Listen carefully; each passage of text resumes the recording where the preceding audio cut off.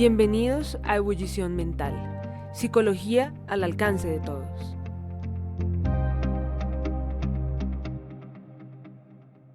Hola, hola, bienvenidos a este episodio.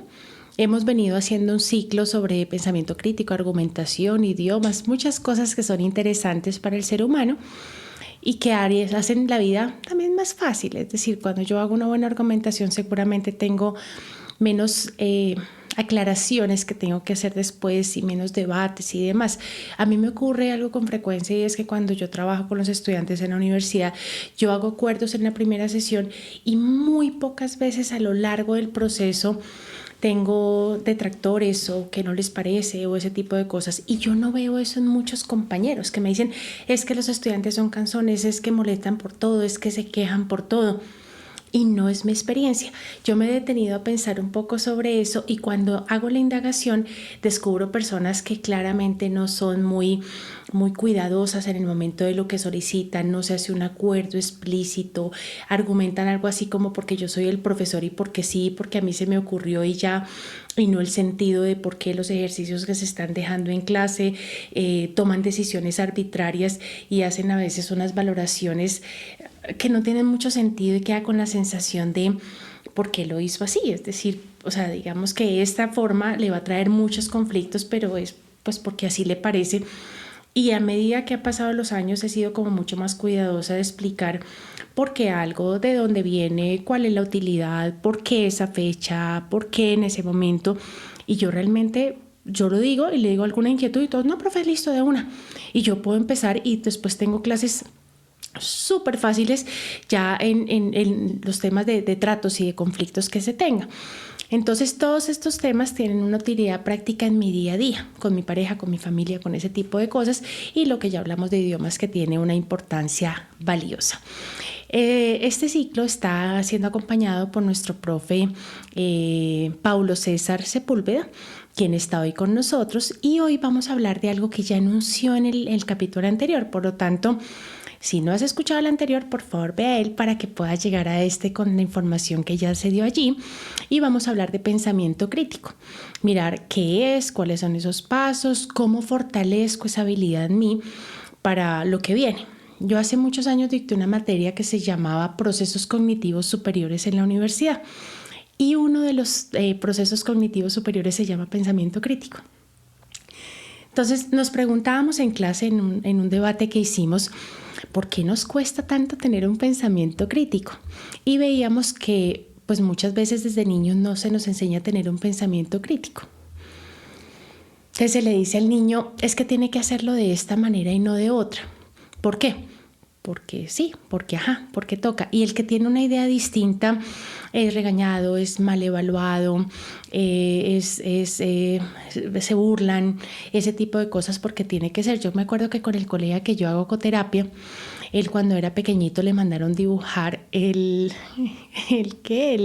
escudo de Colombia y a él el cóndor le pareció muy feo porque él vivía en un barrio donde veía chulos y esas cosas, entonces dijo, eso no me gusta. Entonces dibujó en la mitad un caballo porque le pareció mucho más bonito y demás y obviamente sacó mal la nota.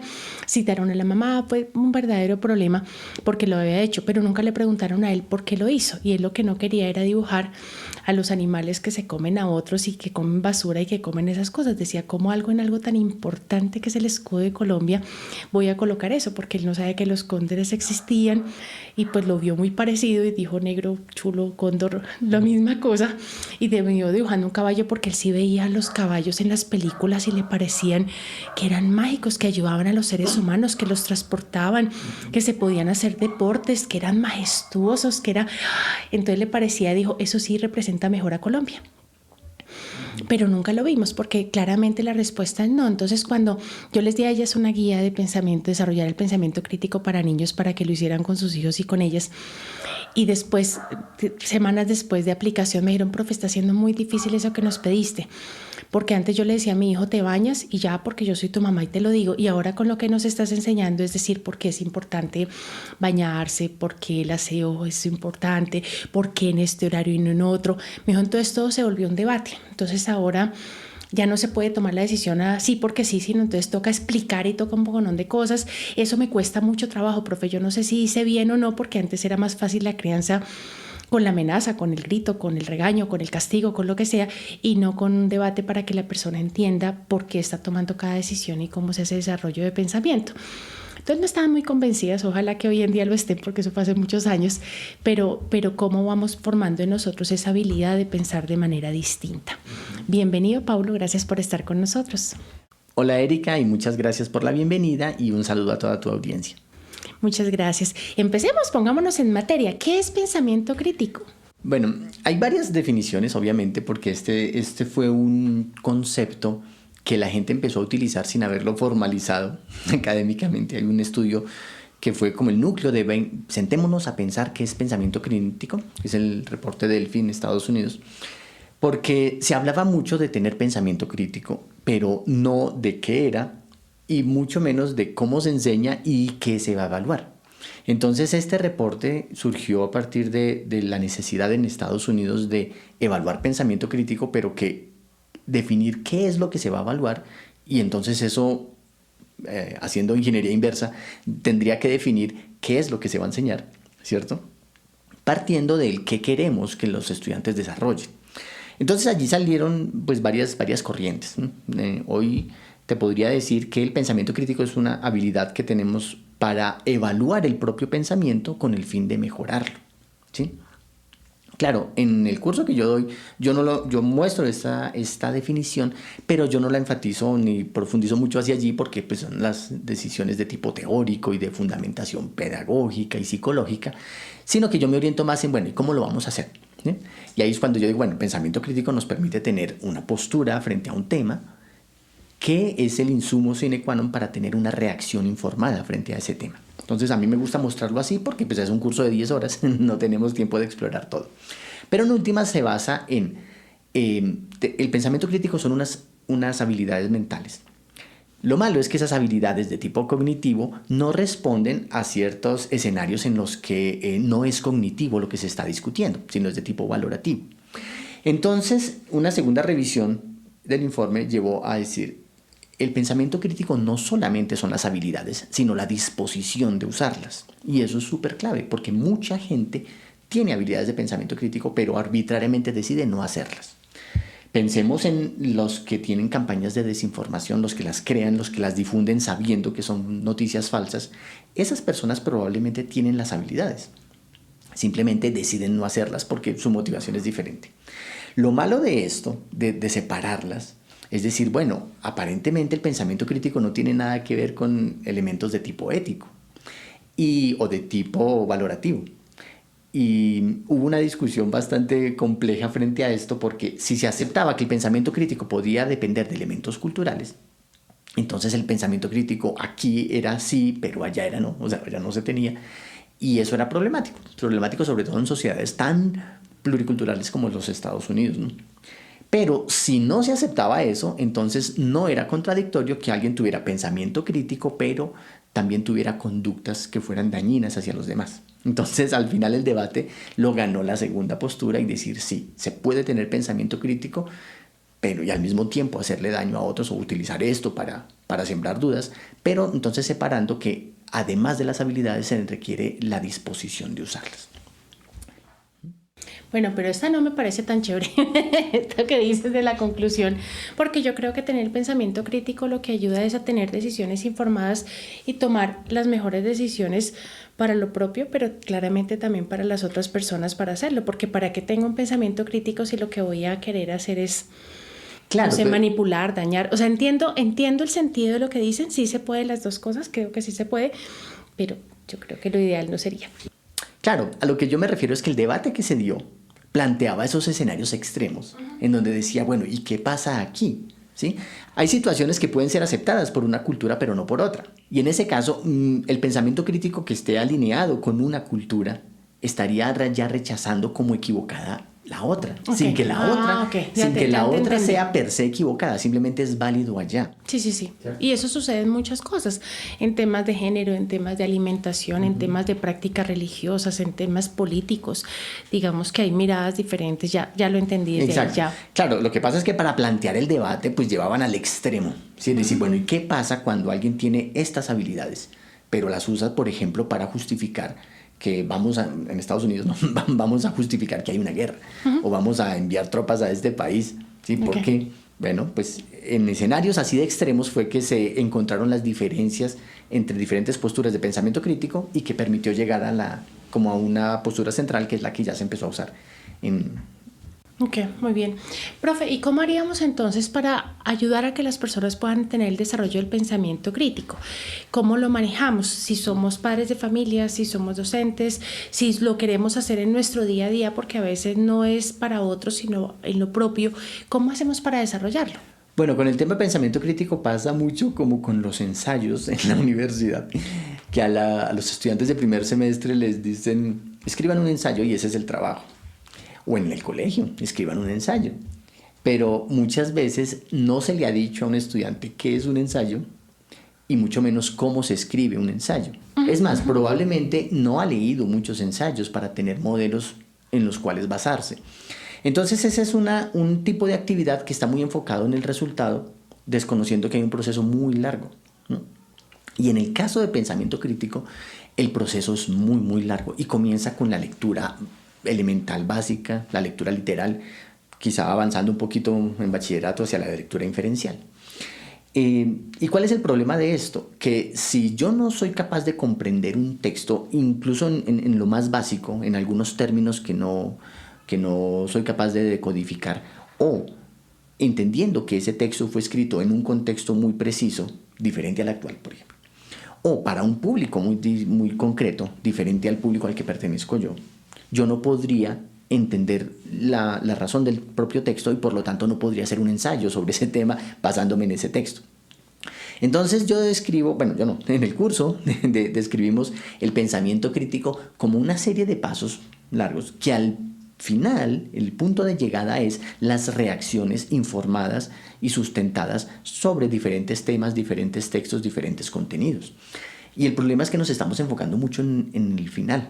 ¿Sí? Tenga una reacción informada sobre esto, dude de la información que le está dando la prensa, las redes sociales, los voceros de ciertos grupos, dude de eso porque ahí puede haber una información que está distorsionada, que está envenenada en otros casos, que es completamente falsa, que no es falsa pero está ocultando información relevante para comprender todo el tema. Bueno, todo eso está siendo enfocado con punto de llegada. Entonces necesitamos comenzar desde las bases. Y las bases comienzan con saber leer, y que es lo que se está fallando. A mí me gusta seguir al profesor Julián de Zuviría, y él hace muchos comentarios y hace muchas reflexiones y muestra muchos datos acerca de pensamiento crítico. Él dice que menos del 1% de los estudiantes de bachillerato salen con esas habilidades desarrolladas, o sea, prácticamente nadie. Si en un curso de 40, 50 estudiantes, entonces será media persona la que lo logre.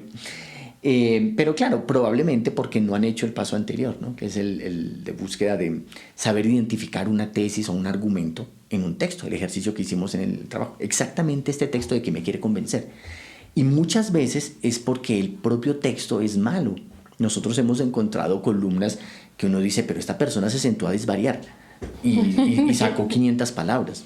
¿Cierto? Y aquí no hay pies ni cabeza y esto es lo que está sirviendo de insumo para que la gente tome una postura, pues aquí no hay, es una diatriba que no tiene pies ni cabeza. Pero mucha gente no se da cuenta de eso porque no es capaz de responder a la pregunta, ¿y esta persona exactamente qué está defendiendo? Que si yo lo pudiera responderlo como una oración, ¿está defendiendo esto? Y claro, esto se tiene que hacer si soy capaz de hacer la decodificación de lo más básico, cada palabra, que no me quede una palabra ahí ambigua, que haga que yo no comprenda el mensaje completo. Y también lecturas inferenciales. Por ejemplo, cuando yo asumo que mi auditorio, la persona que está leyendo ese texto, es de cierta región o de cierta profesión o de cierto grupo de edad, eso hace que yo no tenga que dejar explícitas todas las cosas que requiere para que la gente se informe del tema.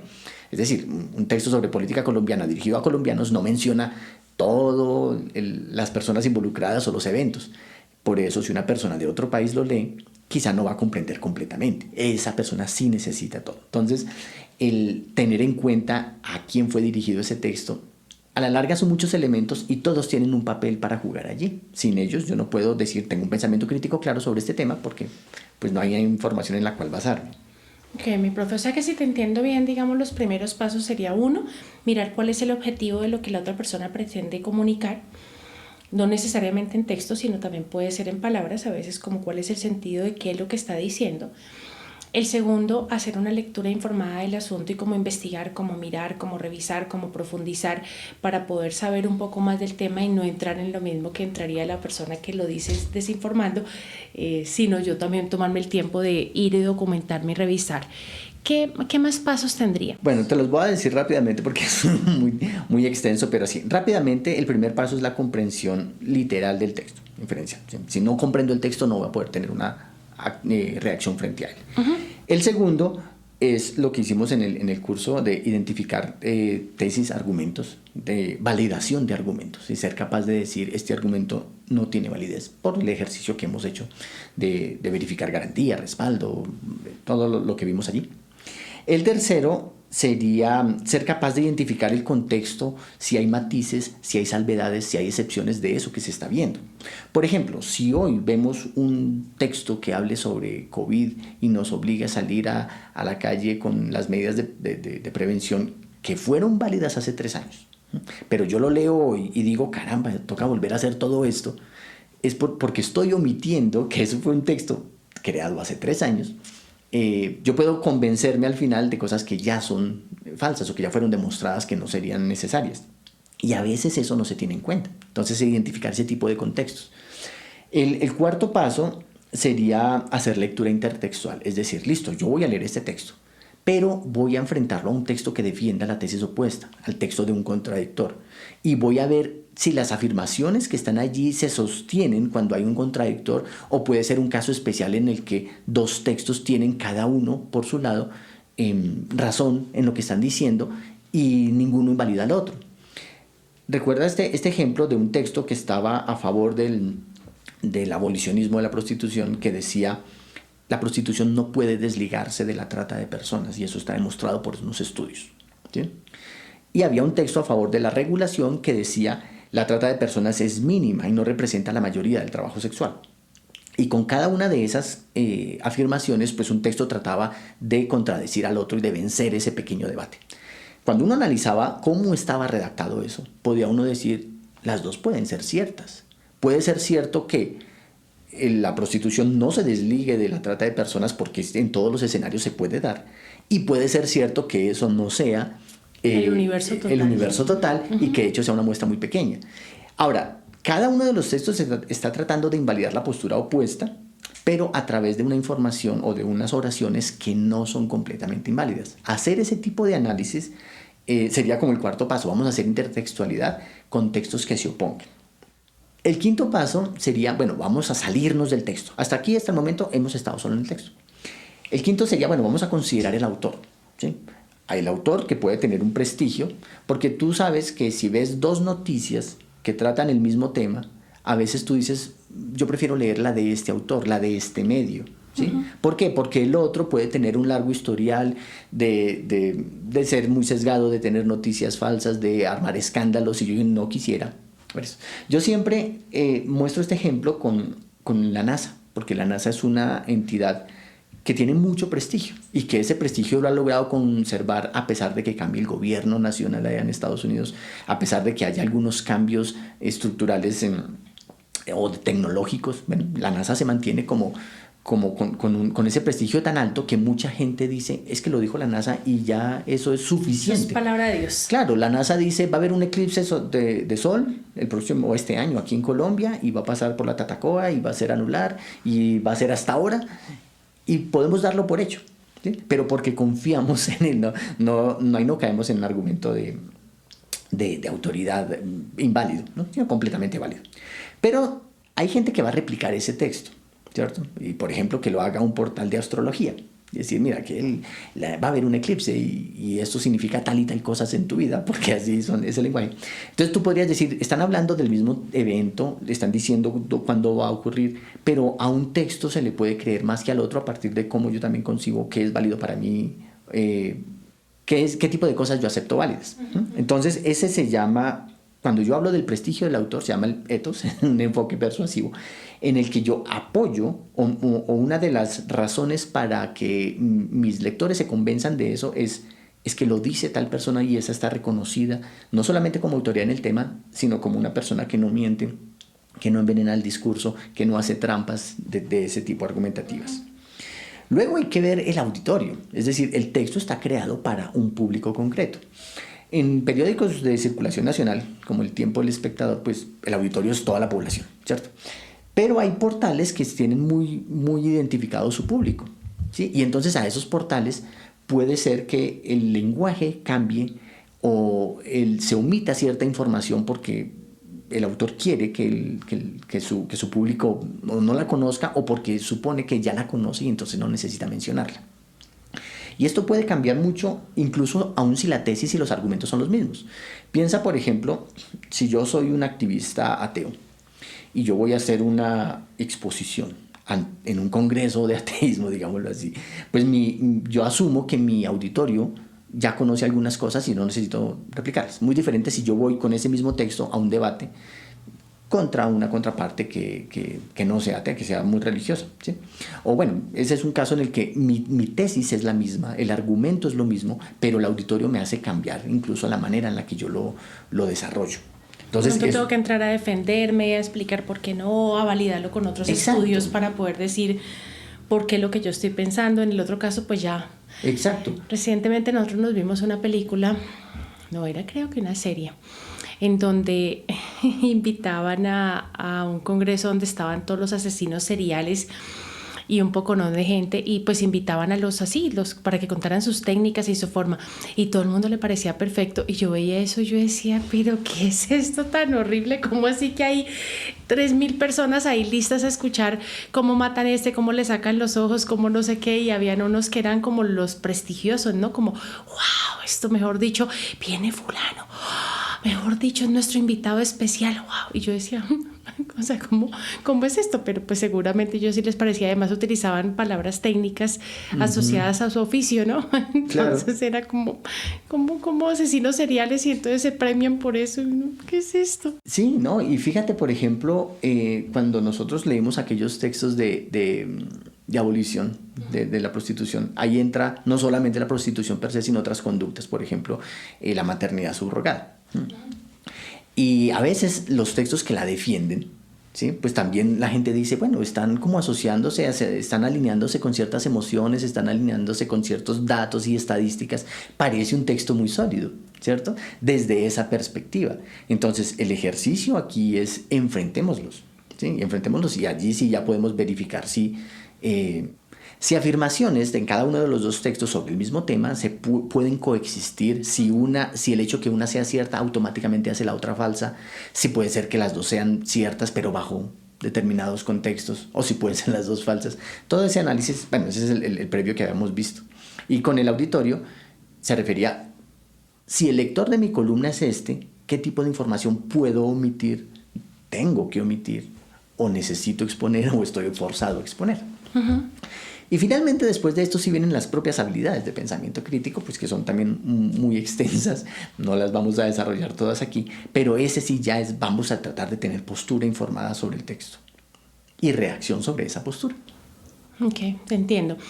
Digamos que esto es cuando yo quiero tener pensamiento crítico frente a lo que leo, frente a lo que escucho, frente a algo académico, cuando quiero tener, digamos, alguna presencia en redes o en artículos o ese tipo de cosas para poderlo presentar. ¿Hay alguna forma de hacerlo quizás un poco más simple en el cotidiano? como frente a la educación con los hijos, frente a la relación con la pareja, frente a las decisiones que tenga que tomar en el trabajo, porque entiendo todos estos pasos y me parece muy bien y seguramente sería un muy buen camino para iniciar y eso que después se pueda trasladar a otras áreas de mi vida para poderlo hacer. Pero si la persona no está dispuesta a eso, porque hay muchos que no leen y hay muchos que no les interesa hacer este camino y menos buscar detractores para poder hacer la comparación, porque pues no es una cultura que lo tenga per se. Yo escuchaba recientemente un video de una psiquiatra española, maravilloso el video realmente, y la psiquiatra, una mujer estupenda, que decía que ella, por ejemplo, cuando eran pequeñitos, el papá los sentaba a cada uno con un libro a leer y ponía música clásica y era un momento que compartían en familia y era muy tradicional en ella y decía la importancia para hacerlo.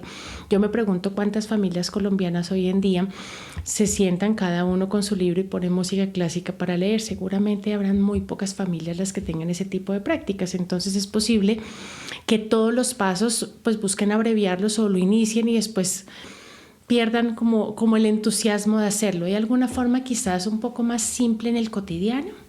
Bueno, aquí yo voy a orientarme en la respuesta en dos, ¿sí? La primera es que no toda la argumentación se hace con el fin de convencer.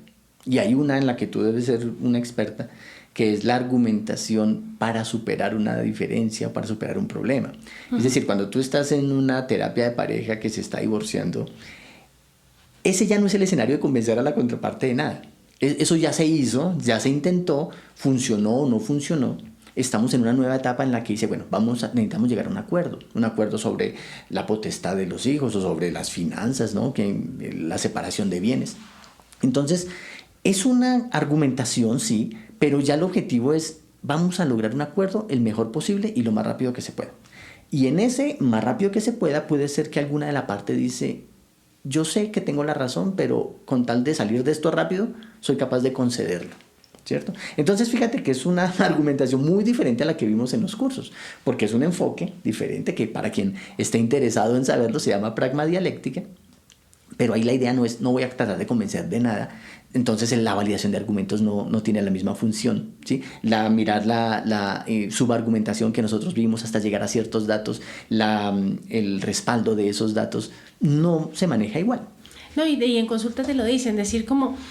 Sí, no nos vamos a devolver a eso, o sea, en este momento, dime cuánto necesitas, o sea, ven, organicémonos, que mire que no sé qué, es decir, no voy a discutir eso, o sea, no vale la pena que nos pongamos otra vez en eso, ya nos hicimos suficiente daño con el asunto, aquí estamos es más prácticos. Exacto, entonces eso forzosamente, eso no es el resultado final de pensamiento crítico, sino que es uno de los pasos intermedios. Bueno, entonces esa sería como una de las soluciones. La otra visión o la otra dimensión que quiero mostrar es que cuando yo menciono texto, puede ser el texto de una conversación. Puede ser que yo organice exactamente cuál es mi sistema de creencias y ese va a ser el texto que yo voy a analizar, ¿sí? Cuando yo digo, es que en mi casa esto siempre se hizo así, entonces ¿por qué con esta pareja ya no lo puedo hacer así? Y porque ya tiene otro sistema de creencias. Ahí ya están los dos textos. Lo que pasa es que no están por escrito ni están publicados, pero en la propia conversación uno puede entrar a definir. Y hay que aclararlo. Hay gente que ni siquiera tiene claro que ese es su texto. Entonces tendría que empezar por hablarlo. Seguramente tú habrás encontrado gente que dice... Caramba, ¿cómo así que yo pienso eso? ¿Cierto? ¿Cómo así que así sé? O sea, sí, esta pequeña conversación me dio luces porque ahora ya sé exactamente qué es lo que me molesta aquí, porque antes ni siquiera había hecho como el esfuerzo. Entonces, eso sería el texto de los primeros pasos.